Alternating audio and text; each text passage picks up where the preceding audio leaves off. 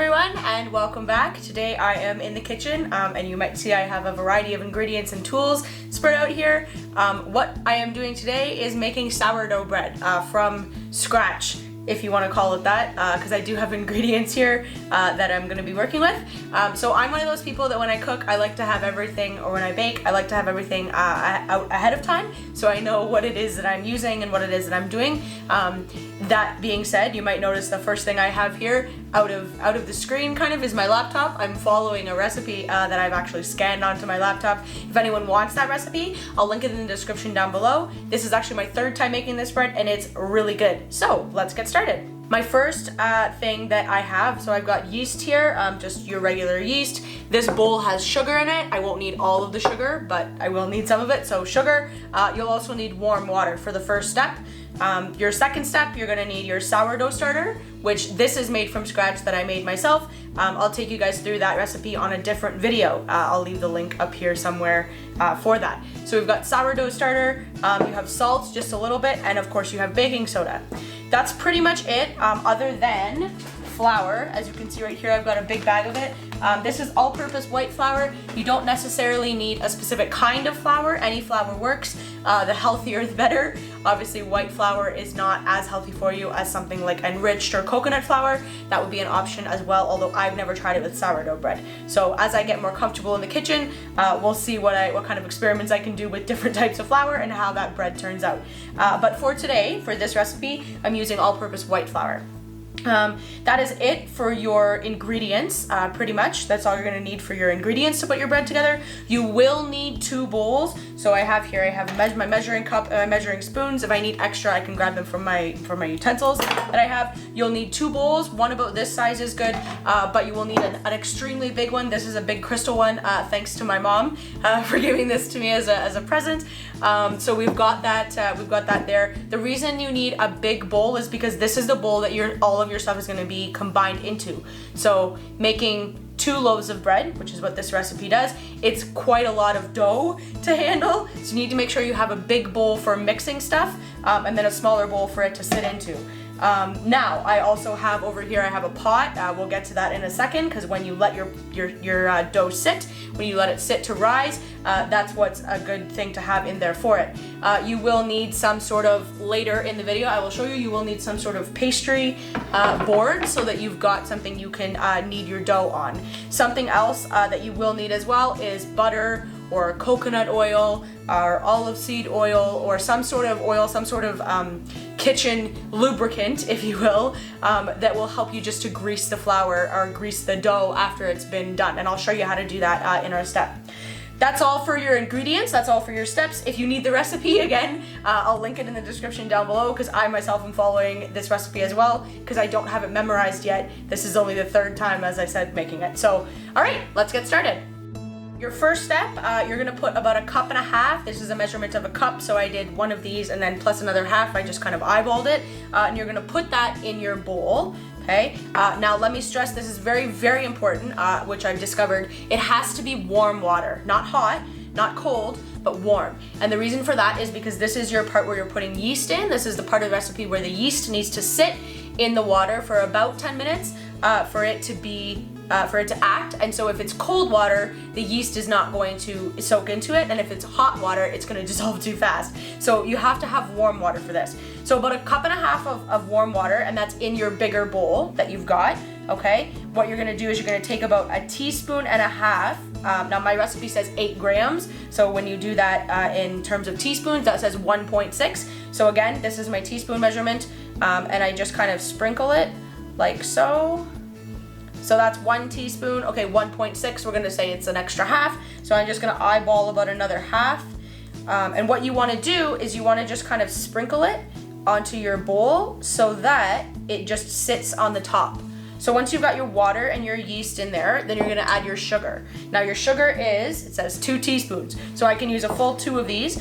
And you wanna treat it the same as you just did the yeast. So just sprinkle it on top. Because the sugar is of a thinner solvency than the yeast, it's gonna actually fall straight through the yeast, and the sugar will soak into the water a whole lot faster than the yeast. So we've got our 2 teaspoons there. Perfect. And now that has to sit for about 10 minutes. So I usually just set that aside for it to sit there. What I usually do at this point, now that that's sitting, it's got about 10 minutes. You can see I've got, you know, jewelry and stuff on. So what I always do at this point is take everything off and give my hands a good rinse. All right, back with my clean and jewelry-free hands. So what you're gonna do for your next step, while that's soaking, you're gonna have your salt, your baking soda, your sourdough starter, and your flour.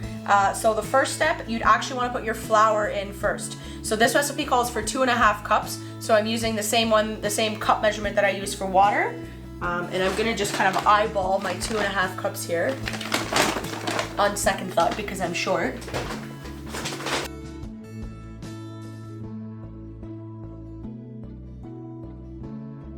2 cups. So that's 2, and then like I said, I just kind of eyeball it for the next part. A little extra flour is not gonna hurt, as you'll find out later when we get to the kneading part. So that's about 2 3/4, but that's okay. Like I said, extra flour is just fine. So once you got your 2.5 cups of flour, your next step is the salt. Your salt is 2 teaspoons according to my recipe. Now salt, I never go overboard with salt because, you know, trying to live a cleaner and a healthier life off grid, you don't want too much going on in terms of extra preservatives, and that's really the advantage of cooking and baking stuff off grid. Could I go to the store and go buy bread? Of course, but it's probably better if I make it from scratch, considering there's not too much of a difference from store-bought, except that there's no preservatives. And that's a really big key thing when it comes to living off grid, is that when you make your own food, you don't have those preservatives in them. So you have to eat it faster, yes, but there are different preservation methods to use to help your bread last longer. For example, putting it in the fridge. So if we have extra bread, we'll put it in the fridge or we'll put it in the freezer so that it can freeze. Okay, we've got our flour and we've got our salt in here. The next step is baking soda, which is actually half a teaspoon. So you can see I have my 1 teaspoon. Again, I just kind of eyeball it with the baking soda. If I go a little bit under, that's okay. If I go a little bit over, that's okay. Things don't have to be exact. As a teacher, I can't believe I'm saying that, but things don't have to be exact. So you've got those. Now that's done. That's something that you don't need anymore. Your next step is your sourdough starter, which I'm going to show you guys, like I said, in another video. I'll show you how to make this. This I made from scratch with flour and water. Thank you to the ladies of the community that gave me those recipes to be able to start that. You can buy sourdough starter in the store, I'm sure, but I have yet to find it. It's not been something that I've had the luck of finding in the store because it's not something that is common for people to be cooking with. So I decided to make my own, and then the ladies of the community, they all pitched in, gave me some recipe books so that I have things that I can use to borrow. So you're going to want to put 1 cup of sourdough starter. So I can just let this go. 1 cup of sourdough starter, and combine that. Once that's in there, what you're going to want to do is mix it. Now, you can mix it with an electric mixer. We do have an electric mixer for that purpose, but I've found through experience that flour tends to fly everywhere. And it doesn't necessarily stay in the bowl. Now, if you have a really deep bowl or you have one of those mixers that can actually get like as a mixer and a bowl attached, then that could work for you if that's something that you want to try. But for myself, I prefer to hand mix it. So I'm gonna get out my mixing utensil here, or one of my mixing utensils, and I'm gonna mix it together. So you can see I have my handy spatula here. What I'm gonna do is mix this until it's all mixed up, and then we will add that into our bowl over here. Something else I wanted to chat about, so the last time I made sourdough bread, what I did was I actually left out the sourdough starter until the very last point, and I'll show you guys later in the video at what point I realized I'd left out the sourdough starter, and I actually added it in right then and there, and it worked. It was fine. It didn't turn out badly. It was actually really good. If I dare say so myself, it was the best bread I'd ever made, and that was only my second batch. So if at some point, obviously before you bake it, but if at some point you forget an ingredient, you can always go back and mix it in. So if you've done this right, after you've mixed it up and you've mixed it in together, it should be cakey almost, and you should get something that looks like this. It'll be cakey because it doesn't have enough water in it, which is another learning curve. If your bread or if your dough is too cakey, it just means you've got to add a little bit of water, and I've had to do that before. So at this point, it's been about 7 minutes. I think that's good for mixing, and it's definitely good for the yeast to have dissolved. As you can see, it's just kind of sitting here on the top. What you're gonna do, you can take your same spatula and mix it around just a little bit, just so that it's all freshly mixed up. And then you're gonna add in your 4 ingredients that you've just mixed together. Now, you have the choice. You can add it all at once, or you can add it in 2 batches. That's up to you. It just depends on your personal preference. I like to add it all at once because then I know that it's gotten all in there and I haven't forgotten anything.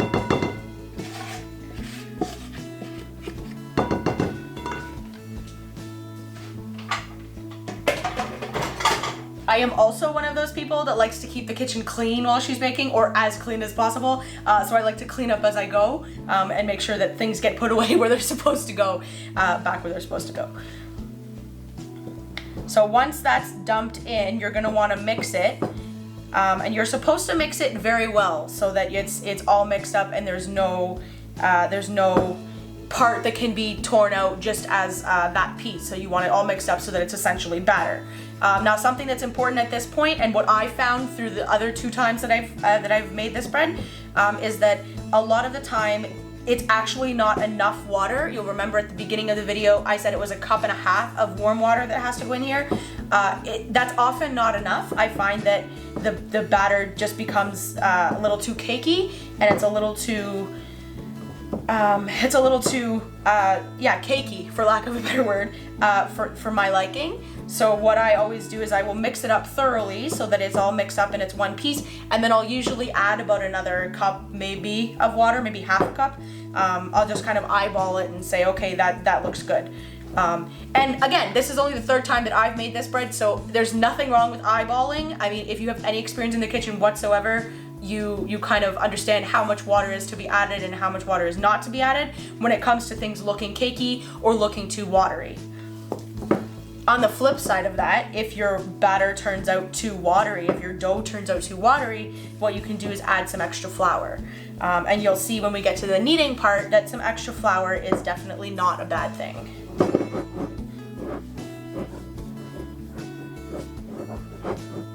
All right, and so at this point, this is a little sticky. You don't want this. You don't want it to be cakey on your stick. You want it to be kind of coming off easily. So I'm gonna go ahead and add a little bit more water. Now, one thing that you can do when you're making sure that you add more water is that less is always more. So you can always go and add more water once you put some in, but you can't take it away once you put it in. So be careful with how much water you add. Like, it's better to be safe than sorry, to follow the old kind of adage there. So I usually will turn my water on and then I'll dip the bowl in and out so that it's not too much. And again, making sure that that's warm water that you added. You can see I just added a little bit, not a whole lot. And it looks a little watery right now, but once you've stirred it and you've gotten everything into its place, then it'll be good to go. So you can see that now I have this, it's all mixed together. Now what I am gonna say is that this is very sticky, so at this point, be prepared for your hands to get dirty.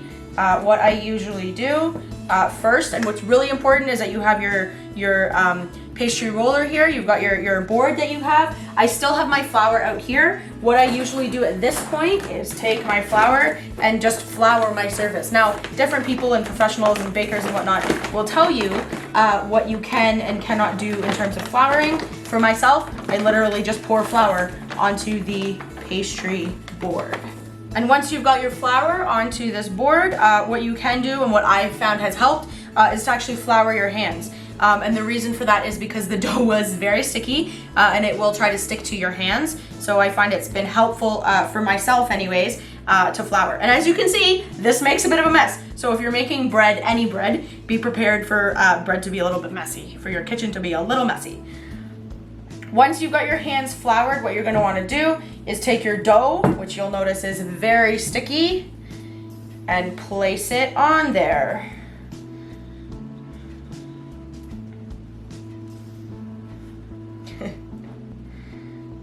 What fun. At this point, what you want to start doing is rolling your dough over and beyond into the flour. This was the whole point of putting the flour onto the board ahead of time. And it is going to be very sticky, but you just have to keep adding flour until it becomes smooth and elastic. So this process here takes about 15 minutes. I'm not going to make you guys watch all 15 minutes of me kneading it, but what you're going to want to do is just work the flour through it and keep working it through until you get a smooth and elastic dough that you can actually pull easily off of this. So this, or something like this, should be your final product. You can see that it's smooth and elastic. It's still a little bit sticky, which is what you want for sourdough, but for the most part, it should be rather smooth. So you may find that you need to add more flour. In total, using the perspective that I've got here, I used about a quarter cup of flour additionally. You may find that you need more, you may find you need less. I'm actually thinking I might need a little bit more. What you want to be able to do is this without anything coming away. So you'll see that my hands are fairly clean. It's not something that is too difficult to achieve, but you do need probably about an additional quarter of a cup to a cup of flour just to be worked into the dough over time. It should end up smooth and elastic, so I shouldn't be getting any of this pulling here, which means I'm gonna need a little bit more flour. That's not a whole lot, that should be enough. Again, you can eyeball this, right? It's pretty easy if you've got any experience in the kitchen whatsoever. It's pretty easy to tell when something's a little too wet and needs more flour versus when something's a little too dry and it needs more water. And that's about ready. So what you want to do at this point is you want to leave it sitting on your mat, kind of shake out your hands a little bit, which if you've done it right, you shouldn't need much because your dough shouldn't be sticking to you. What you're going to want to do, like I said earlier, is put coconut oil or some sort of lubricating kitchen oil, if you will, into your container, into your pot. So I will use, you don't need a whole lot, like that wasn't even a teaspoon, just a little bit. What you want to do is grease this pot here, just so that it doesn't stick as it's rising. What you're gonna do is take your dough and just give it a couple last turns here. And you're just all kind of collected into one little spot, and you're gonna put it in your pot, just like that. Now what you want to do so that you have enough room and so that your dough rises properly is you want to be able to grease it all over so that no part of it sticks. So I usually give it a couple turns in here.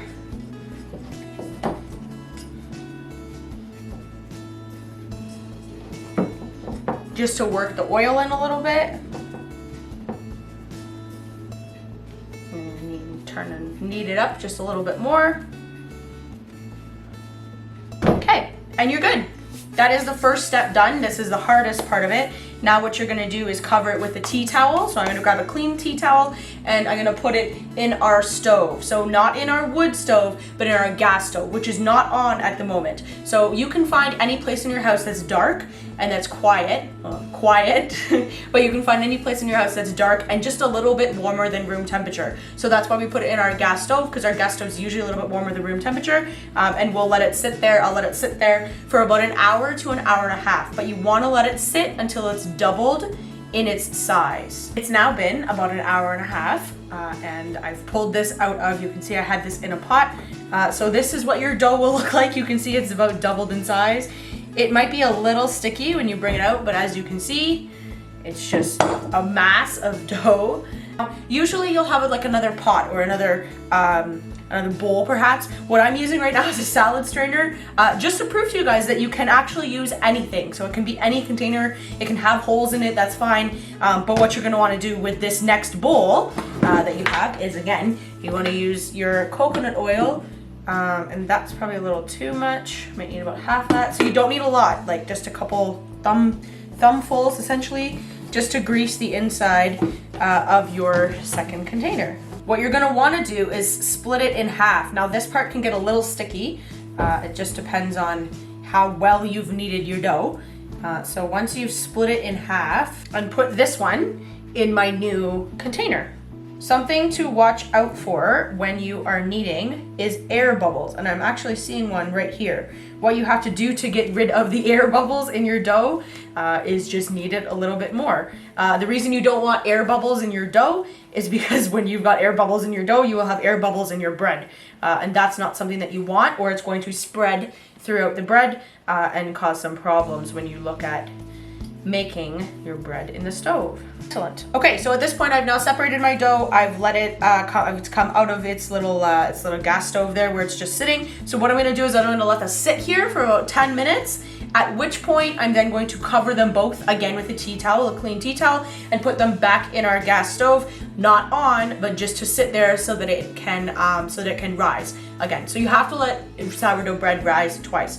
The first time is usually between an hour to an hour and a half. Second time is usually only an hour. Again, you're looking for your dough to be twice the size or twice the bulk of what it was when you first started. So I'm looking at this here, I'm gonna want about twice that size. Looking at this here, I'm gonna want about twice that size. I have what are here carbon steel bread pans. Now what's really important for us essentially, because we have a wood burning stove and I cook most of our things in or on the wood burning stove. When you are cooking in a wood burning stove, you have to have carbon steel. There's a couple other materials that you can use. However, carbon steel is what I found to be the highest quality and kind of the best bang for your buck. So shout out to HomeSense because this is where I got these from, and they work really well. So what you want to do, you're just gonna take your dough out of the oven like I just did, where it's been sitting there for the past hour or so. What you're gonna want to do, again, I use coconut oil. You can use grapeseed oil, olive oil, whatever you so choose. But you're going to want to grease these pans. Now, I mentioned earlier in the video that I at one point forgot to add the sourdough starter. At this point, it was the last time I made this, actually, last time I made sourdough bread. It was at this point, I was literally about to put it in the oven and I had realized that I'd forgotten the sourdough starter. So I didn't start all over last time. What I did was I went, oh shoot, and I just simply added the sourdough starter that I needed, which for this case would have been 1 cup. And I had to essentially start over again with that whole process that I went through. So I had to add the sourdough starter, let it sit for an hour and a half, punch it down, let it sit for 10 minutes, let it sit for another hour, in the oven, covered and whatnot, and then I got to this point again. So last time I made sourdough bread, it took me like all day, literally all day. So not to worry if you do forget something. I wouldn't advise that because obviously it takes you a lot longer. But I did it last time and it turned out beautifully. It turned out really well. So I was actually kind of surprised because I thought it would maybe affect it. But yeah, it was at this point that I realized I forgot the sourdough starter and had to go back and essentially start the whole process all over again. What I'm gonna do at this point is I'm actually, I have our fire going here, our wood burning stove, and what I'm gonna do at this point is actually put it in. So these are now ready to go. We've got them in here and they're all prepared. One thing that you're gonna have to make sure of is that whether you're cooking on a gas stove or an electric stove or a wood burning stove, like I am today, you wanna make sure that you can maintain a temperature of 400 degrees Fahrenheit, and it's gotta be, the bread has to be in there for about 30 to 35 minutes so that it can rise properly. Now that's gonna vary depending on your stove, depending on the amount of electricity that you're using. If you're using an electric stove, I found, for me personally, that with a wood burning stove, 30 to 35 minutes is like the sweet spot. Otherwise your bread will end up just a little bit harder with the crust than we really want it to. So I'm gonna go ahead and put these in our stove, and you guys will get to see the finished product. And here we are, we have it finished. You can see that the biggest difference is the color. If you were to look at the color from the store-bought bread, store-bought sourdough with homemade sourdough is a lot lighter. That's because there's no color in it and there's no added preservatives. So it is gonna look a lot lighter, but this is approximately what you want it to look like. So I've taken this out of the oven. It was sitting in there for about 35 to 40 minutes, just based on how fast it was rising and what it was doing. I let it sit for an extra 5 minutes or so. The crust is rather soft, so that's good. That's exactly what I wanted. Your final step, once it comes out of the oven, you want to let it sit for about 2 to 3 minutes just to cool off. And then you're going to take a knife with some butter, obviously hopefully softened butter, not straight from the fridge, and you're just going to rub it over the top like so, and just let it soak. And what I do is I let this bread sit in here for probably about an hour or so to properly cool off and let things settle, as well as let the butter soak in. And what the butter does is it helps preserve the softness of the bread, which is really good when you're talking about wanting to preserve it. What I'll do with both of these loaves, actually, because we already have 2 loaves, is stick them both in our freezer so that they are ready to go. So that's one. I'm just going to do the other one and then I'll be finished. But that's your process for making homemade sourdough bread. Start to finish, it usually, if everything goes right, takes you between 4 and 5 hours, just depending on how fast you move and on how comfortable you are with things. The first time I did this, it took me all day, like literally all day. It took me 8 hours because I wanted to make sure that everything was done right. I was obviously playing around with all the measurements and figuring out what I needed to do. So the first time it's going to take you longer, but now I've done it. This, like I said, this is my 3rd time. So I've mastered it, so to speak, with time-wise anyways. So it should take you about 4 hours from start to finish, and that's with your curing times in between for your dough. Thanks for joining me today, guys. I really appreciate it, and I will see you in the next video.